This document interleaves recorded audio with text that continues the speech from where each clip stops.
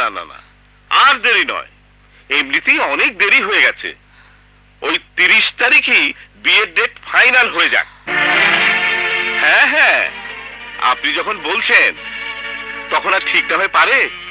এমন আয়োজন করব অতিথিরা বুঝবে চৌধুরী আসলেই চৌধুরী। ওই 30 তারিখই বিয়ের ডেট ফাইনাল হয়ে যাক। ওই 30 তারিখই বিয়ের ডেট ফাইনাল হয়ে যাক।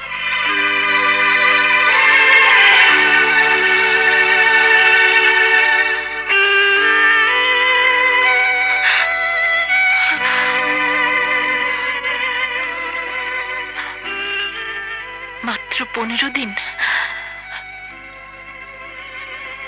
তারপর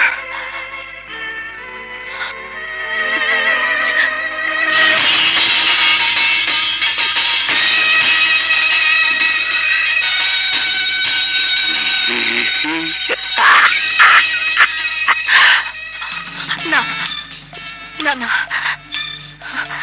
রিনা,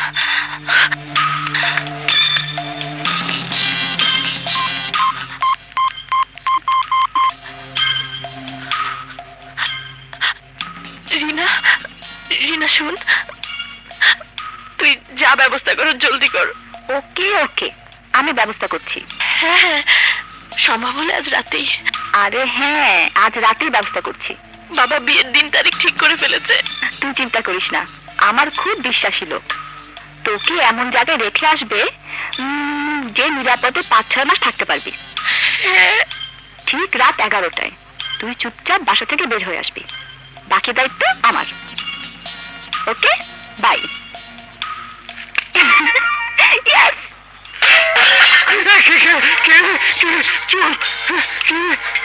কি হলো? কিন্তু দরজা তো বন্ধ। কিন্তু কিছু তো একটা পড়েছে, না হলে শব্দ হলো কিসের? বাইরে বেরিয়ে দেখো। বাইরে? আমি একা? ছাড়ো, ছাড়ো আমাকে, আমি দেখছি। আমি নওশের। আসছি আসছি। এই শব্দ হলো কিসের? কিছুই তো বুঝতেছি না। আপার ঘরের দরজা খোলা, লাইট জ্বলতেছে, কিন্তু আপা ঘরে নাই। কি? চলো তো। চলো। রাখো রাখো রাখো, আরে রাখো না। আয় রিনা, কোনো চিন্তা নেই।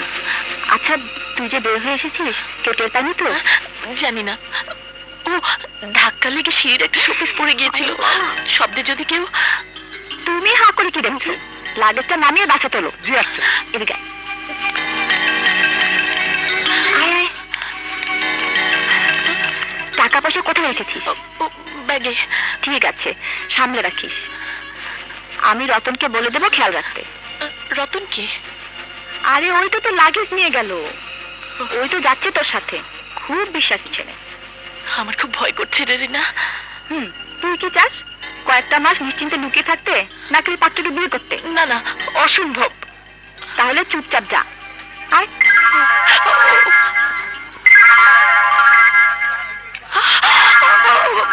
বাবা বাবা, ধরিস না ধরিস না, কোনো ফোন ধরবি না, বন্ধ করে দিলাম। ধর, যা। আর যা না। আমার ভয় করছে। আমানিল্লাহ দোস্ত, যা। ফিয়ামানিল্লাহ, যা। বন্ধ করে দিয়েছে। বুঝেছি, মেয়ে আমার পালিয়ে গেছে। পালিয়ে গেছে? কিন্তু কেন? তোমার ভয়। তোমার ভয় মুখ ফুটে কেউ কিছু বলতে পারে? মেয়ের পছন্দ নয়, তবু তুমি জোর করে সেই ছেলের সাথে বিয়ে দিবে। এখন দাও বিয়ে। দেব, 100 বার দেব। পালিয়ে যাবে কোথায়? দাঁড়াও, আমি পুলিশে ফোন করছি। হ্যাঁ করো, থানা পুলিশ করে লোক জানাজানি করো, তাতে তোমার সম্মান আরো বাড়বে। না না না না, কিন্তু এখন করবো কি? টুরিস্ট, আপনারা যারা পৃথিবীর এই দীর্ঘতম সমুদ্র সৈকতে বেড়াতে এসেছেন, তাদের জন্য চমৎকার ট্যুর প্যাকেজ ঘোষণা করছে রায়না ট্যুরস।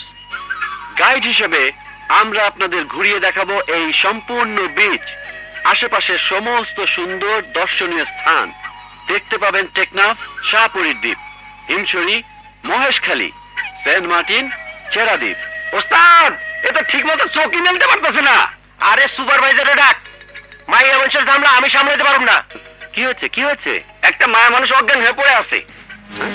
দেখি দেখি, চলুন তো। এই যে ম্যাডাম, এই যে কি হয়েছে আপনার? এই যে ওনার সঙ্গে কেউ ছিল না? আসছিল তো একজন, আমরা তো ভাবছিলাম একসঙ্গে, কিন্তু তিনি তো লোহা গলায় নেমে গেছে, মনে হয় অজ্ঞান পার্টি। ও মাই গড, ও ওনার লাগেজ? একটা লাগেজ আছে বক্সের ভিতর, আর এই মোবাইলটাও উনার। অঙ্কুর, উনিকে ধরো, এক্ষুনি হাসপাতালে নিতে হবে।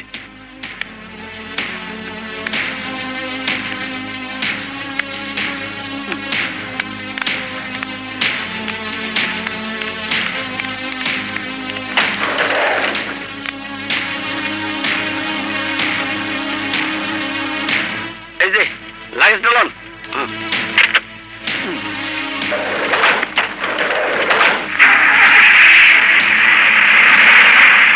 ওস্তাদ যাক, বাঁচা গেল। এখন যা করণের ওই গাইড সাহেবই করবো। কিছু টাকা আর গহনার লোভে এত সুন্দর একটা মেয়েকে ফেলে যেতে পারে কেউ? শালা প্রেমিক না ছ্যাচ্চর। সরি, আজ সকালে কোনো টুরিস্ট পিক করতে পারেনি। এমন একটা ঝামেলা। শুনেছি ফটোগ্রাফার আমাকে সব বলেছে। তা কি করলে সেই সুন্দরীকে? কি করলে মানে? আমি আবার কি করব? বিপদে পড়েছিল, একটা ব্যবস্থা করে দিলাম। আচ্ছা, হুম? সব মেয়েরা কি তোমার সামনে বিপদে পড়ে? সব মেয়েরা? আবার কার কথা বলছো? কেন? আমি? ঠিক আছে, অন্যায় হয়ে গেছে। না, একবার হলে অন্যায় হয় না, তবে বারবার হলে ব্যাপারটা সন্দেহজনক। কোনটা? মেয়েদের বিপদে পড়াটা না আমার উদ্ধার করাটা? দুটোই। এখন থেকে টুরিস্ট রিসিভ করতে তোমার সঙ্গে আমিও যাব। মেয়ে টুরিস্টদের আমি রিসিভ করব। কেন? সুন্দরী মেয়ে দেখলেই তো চোখ স্থির হয়ে যায়। আর এই হিরো মার্কা চেহারাটা দেখে মেয়েরাও একেবারে বিগলিত হয়ে চেয়ে থাকে। যাক, আজ পর্যন্ত কোনো ছেলেকেই পছন্দ হয়নি, এবার যদি মন ফেরে। ছেলেটা ভালোই আছে।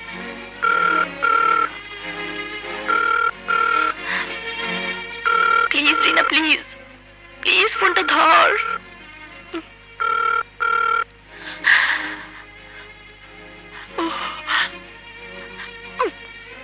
এখন আমি কি করব? ফিরে যাব ঢাকায়?